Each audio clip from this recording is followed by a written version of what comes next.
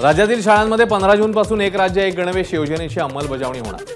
शालेय शिक्षण विभागाकडून शासन निर्णय जारी। पहिली ते 8वीच्या मुलांसाठी योजना असेल।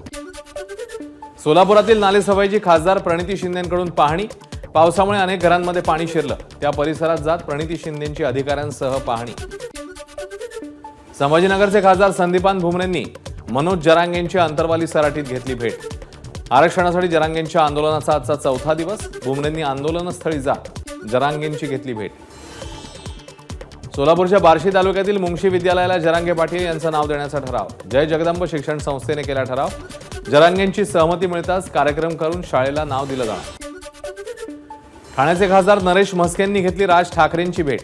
नरेश म्हस्के मागच्या दाराने शिवतीर्थ निवासस्थानी। मागच्या दाराने भेट घेतल्यामुळे चर्चांना उधाण।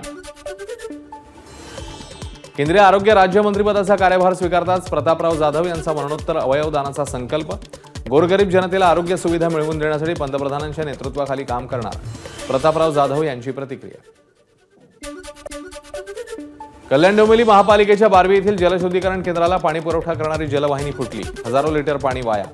जलवाहिनी फुटल्याने कल्याणमधला पाणी पुरवठा आज बंद राहणार। धाराशिव तुळजापूर तालुक्यातील मसला येथे वीज पडलेल्या जागेतून येते निळ्या रंगाचं पाणी। हे निळ्या रंगाचं पाणी जमिनीतून येत असल्याने आश्चर्य व्यक्त। निळं पाणी पाहण्यासाठी नागरिकांची गर्दी। मध्य प्रदेशातल्या पिथमपूर सेक्टर 3 इथे औद्योगिक परिसरातील सिग्नेट पाईप कारखान्यात भीषण आग। आगीवर नियंत्रण मिळवण्याचे प्रयत्न सुरू।